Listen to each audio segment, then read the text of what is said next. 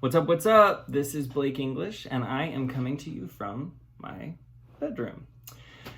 This is an interview, quarantine style, something that I think we're all having to adjust to given the state of the world, which is crazy right now. But yeah, so I just came out with my EP, Spiders Make Great Poets, just released on all platforms, and I couldn't be happier with the way that it turned out.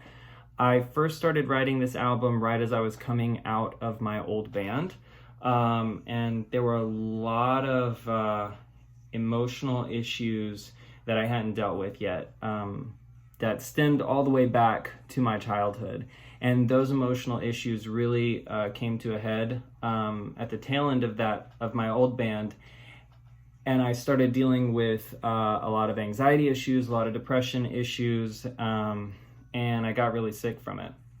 So, as any artist does, I had to get it out in some way. And luckily for me, I'm a songwriter. So I decided to really start writing from a really deep place, a place that I had never tapped into before. And that's where Sad Girls Dance Party came from, the first single off the EP. It is a song that is about this place that I created when I was 10 years old. And it was a safe space for me to be able to express myself and who I wanted to be, and feel safe and confident in that space. The reason I felt the need to create that was because I grew up in very, very southern conservative Georgia, and I was not the typical gun-toting, camo-wearing, sports-playing guy. You know, I was not that typical masculine male. I was the kid that was playing make-believe in my backyard for hours and hours and hours, and I was the kid that would, watch and rewatch tons of movies with, fantastical characters in it. And speaking of fantastical characters, they're all in my room. I've got things from movies, aliens, different things, and those things really represent me. But going back to Sad Girls Dance Party, I needed a place to be able to express myself in the most genuine way possible. So I went in my downstairs basement and I wrapped the mattress in Christmas tree lights and put up old Halloween decorations and turned a fog machine on, and also listened to some pretty bad techno music that I had burned onto a CD, and just danced around the room and made my own little party, which was, I don't know, it was something that I felt really awesome doing. And so anyways, that's really what that song is about. Sad Girls Dance Party is basically that place that we all create out of our pain to be able to express ourselves artistically and express who we are and be our most authentic selves. Then moving on to the song This Is the End, that had to do with my issues with suicide, dealing with thoughts of a suicidal nature when I was going through 9th and 10th grade. I went to a private Christian school from second grade to being a senior in high school, and it was pretty rough time for a kid who, obviously wasn't that typical masculine male, but also was dealing with issues of sexuality and just, questioning all of these social standards that were put on me that I didn't necessarily understand why, if they weren't me, why I had to, conform to them. So about 9th or 10th grade, I went completely silent. I stopped talking to people. I was miserable, and I had all of these, really, really dark thoughts. And I'm, really happy that I didn't act on them, but it was a time period where I was feeling a lot of pain. So that's where the song This Is the End came from. Then in the song The Neighbors, which is the third song, which is my personal favorite, It is, well, first of all, I really love songs like these epic songs with tons of chord changes and tempo changes. So, Bohemian Rhapsody and Hotel California and Stairway to Heaven. I'm really inspired by songs like that. And I wanted to create one for myself. So I knew that I wanted to create this concept about this family in this suburban lifestyle, really trying to keep up with the Joneses and try and put on this face, which is something I think that we all can relate to a certain degree. And the concept really has to do with what would the neighbors say if they knew all of the actual stuff that goes on behind closed doors. So I go into, the mom being an alcoholic, the dad being abusive, the son being gay, and the daughter being a drug addict. And just them struggling to keep that inside the household. And the song itself basically just, goes further and further and further into madness. And it ends in kind of this, more a bigger uplifting way, where there's somewhat of a reprieve, but at the same time, it continues the thought process. And then we get to A Ghost I Knew From Yesterday, which is really the only ballad on the EP. And it's a song that I wrote when I was dealing with feelings of betrayal after the 2016 election. I'm very close with my family and even my extended family, regardless of any past trauma. And there were people in my life that contributed to me being an artist, who I associate with a lot of moral standards that I go by, and just in general gave me somewhat permission to be more authentically me.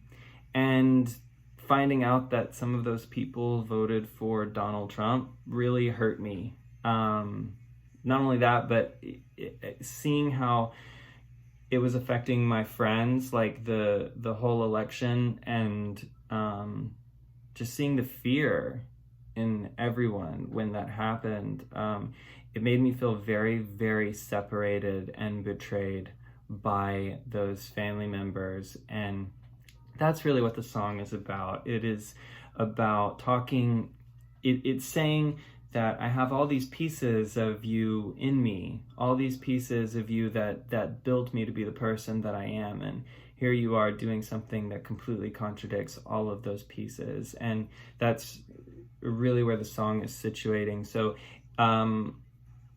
the song is less of a political statement and more about the separation and betrayal. And then moving into the fifth and final song, which is probably the darkest song of the bunch, United States of Depression, that is when all of these issues that I've talked about thus far in the EP kind of come to a head. And it dives into my issues with depression and anxiety, and all of the coping mechanisms that I've used, be it toxic coping mechanisms, be it medication, be it, tons of ways that I tried to cope with having these problems and issues and not really knowing where they stemmed from. And that's what that song is about. Interestingly enough, I wrote that song right as I was getting out of a relationship. I wrote it sitting on my then boyfriend's couch as he was breaking up with me, and I couldn't leave because I was intoxicated. So I sat on the couch and I just wrote this song. I started humming it in my head, and it just all started forming. And the next day I had to get in the studio and actually turn it into something physical. So anyways, in terms of the actual EP, it's very, very punk in nature. Punk rock influence, definitely glam rock, some classic rock, and then also influenced a lot by theater. There's a lot of things that come from my musical theater background that are thrown into there, and you know, that's kind of what I think about in terms of being a rock star. They're very theatrical, and these songs definitely represent that. I worked with the amazing Alex Nicefero and Gabe Lopez on the album. Gabe is one of my best friends and super, super talented. He helped me produce the first 3 songs on the EP, and then Alex helped me with the last 2. Both of them are amazing, and I'm so, so happy to have them be a part of the project and help really culminate this thing. And yeah, it's just I had no clue when I first started writing that I was gonna make a punk rock thing. I grew up with a lot of punk rock influences, but I didn't know that was the space that I was gonna go in until I started writing and humming the melodies along and thinking of the lyrics in my head, and I was like, my gosh, this is punk. So it wasn't like I had like a specific aim, but as soon as I started writing it, that's just where it landed, and every song after that kept on coming out the same way. So it was a pretty natural process.